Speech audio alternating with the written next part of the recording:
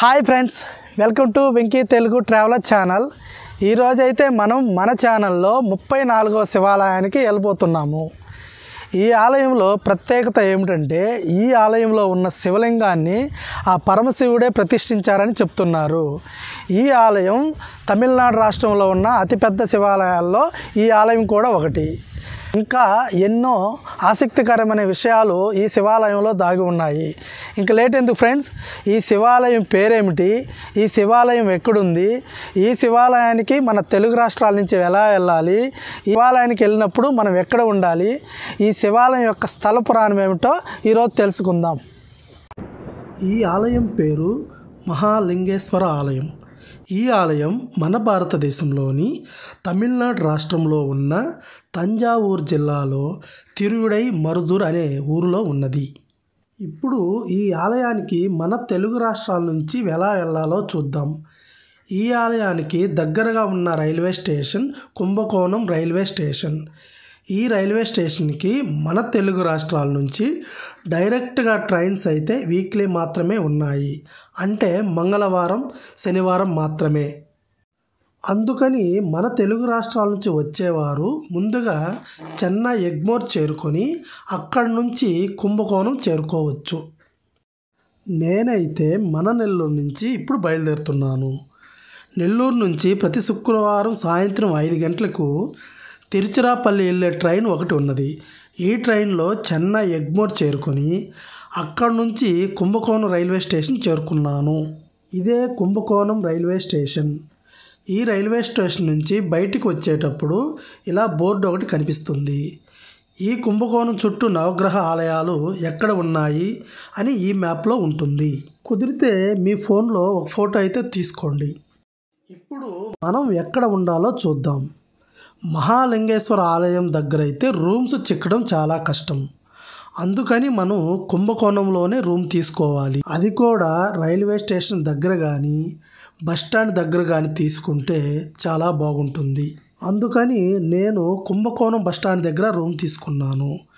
ఈ railway station నుంచి బస్టాండ్కి కొంచెం దగ్గరగా ఉంటుంది.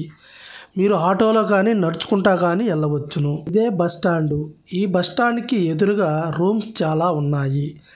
మీకు మీ బడ్జెట్లో రూమ్ తీసుకోండి. రూమ్ తీసుకొని విశ్రాంతి తీసుకున్న తర్వాత ఆలయానికి బయలుదేరండి. ఈ మహాలింగేశ్వర ఆలయం ఈ కుంభకోణం బస్టాండ్ నుంచి 9 కిలోమీటర్ దూరంలో ఉంటుంది. మీరు ఈ బస్టాండ్ నుంచి బస్సులో కానీ ఆటోలో కానీ ట్యాక్సీలో కానీ వెళ్ళవచ్చు. వీలైనంత వరకు ట్యాక్సీలో వెళ్ళడానికి ప్రయత్నించండి. ఎందుకంటే ఈ ఆలయంతో పాటు మరికొన్ని ఆలయాలు కూడా మీకు చూపిస్తారు. నేనైతే ఈ కుంభకోణం నుంచి 2 వీలర్లో వెళ్తున్నాను. మాటల్లోనే ఆలయం దగ్గరికి అయితే చేరుకున్నాము. మనకు ఎదురుగా కనిపించేదే మహాలింగేశ్వర ఆలయం. ఈ ఆలయంలో ఉన్న శివలింగం స్వయంభూమూర్తిగా ఉన్న శివలింగం. ఈ ఆలయం 7 ప్రధాన శివాలయాలలో ఒకటి. ఈ ఆలయం 5 అంచుల రాజగోపురం మరియు 3 ఆవరణలలో ఉంటుంది. ప్రతి ఒక్క గోడ భారీ ఎత్తులో ఉంటుంది.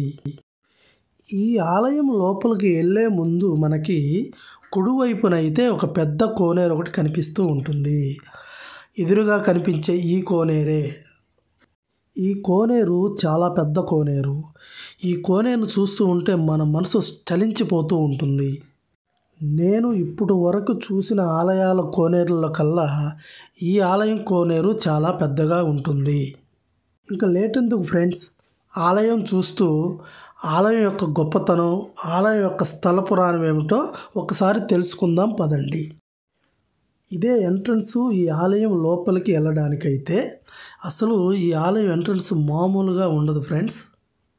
ఇక్కడ తిరువిడై మరుదూరులో ఉన్న మూకాంబిక, కర్ణాటక కొల్లూరు మూకాంబిక ఎంతో ప్రసిద్ధి చెందినవి, గొప్పవి. భారతదేశంలో కొల్లూరు మరియు తిరువిడై మరుదూరులో మాత్రమే ఈ మూకాంబిక పుణ్యక్షేత్రాలు ఉన్నాయి. ఈ ఆలయం పాడల్పెట్ట స్థలాలలో ఒకటి. ఈ ఆలయం గురించి పురాణాల్లో అయితే పేర్కొనబడింది. సృష్టి మొదలైనప్పుడు భక్తులు సేవించుకోవడానికి పరమశివుడే ఈ లింగాన్ని సృష్టించి లింగానికి శక్తి ప్రసాదించడానికి తాను తపస్సు చేసి తపోశక్తిని అందులో ప్రవేశపెట్టి తన కూడా అందులోనే లీనమైనట్టు ఇక్కడ స్థల పురాణం చెప్తుంది. అందుకని ఇక్కడ ఉన్న శివలింగాన్ని మహాలింగేశ్వర శివలింగంగా పిలువబడుతుంది. ఇంకా ఈ ఆలయం సప్త విగ్రహమూర్తులకు మధ్యలో కొలువు తీరిన ఆలయం.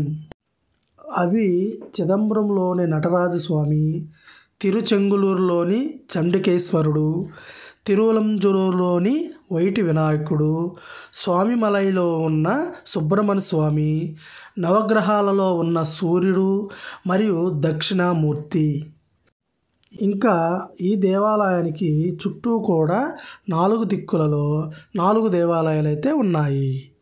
అవి తూర్పు వీధిలో విశ్వనాథుడు, పడమరలో ఉన్న ఋష్పరేషుడు, దక్షిణ వీధిలో ఆప్తనాథుడు, ఉత్తర వీధిలో ఉన్న చొన్ననాథుడు. అందుకని ఇంత పవిత్రమైన దేవాలయాన్ని మన హిందువులు అత్యంత పవిత్రంగా పూజిస్తూ ఉంటారు. ఈ ఆలయం లోపలికైతే ఎంటర్ అయ్యే ముందు మనకి ఇలా పెద్ద నంది ఒకటి కనిపిస్తూ ఉంటుంది. ఈ నంది అయితే ఒకే రాతిపై చెక్కిందైతే కాదు.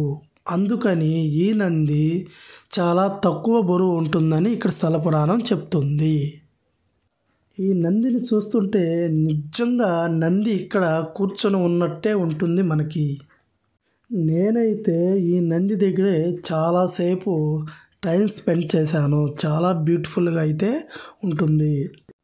ఈ ఆలయంలో ప్రవేశ ద్వారం నుంచి ఎట్టి పరిస్థితుల్లోనూ బయటికి అయితే వెళ్ళరు.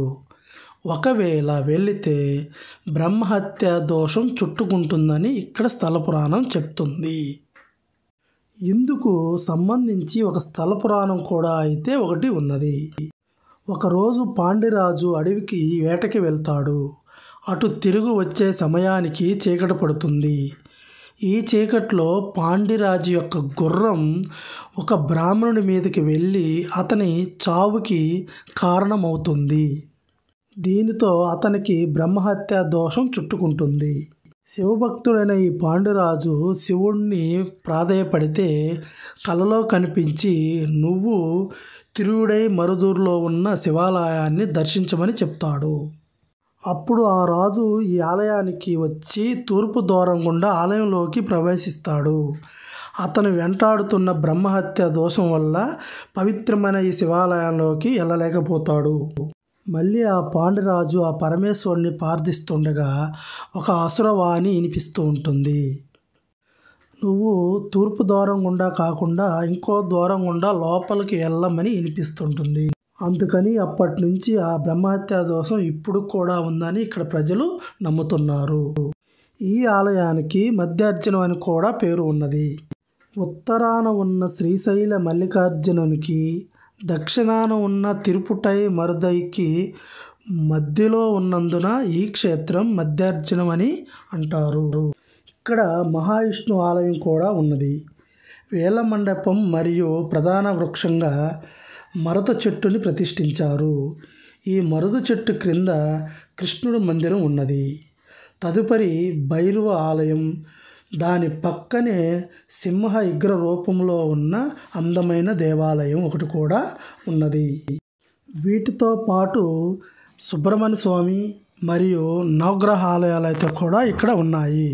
ఓకే ఫ్రెండ్స్, ఈరోజు మన ఛానల్లో 34వ అతి ప్రాచీనమైన శివాలయం గురించి తెలుసుకున్నాము. ఇంకా మీ అందరికీ 966 ప్రాచీనమైన శివాలయాలు చూపించడానికి ఎంతో ప్రయత్నం చేస్తున్నాను. ఈ వీడియో మీకు నచ్చినట్లయితే Venky Telugu traveller channel subscribe చేసుకోండి. బెల్ ఐకాన్ని చిన్నగా క్లిక్ చేయండి.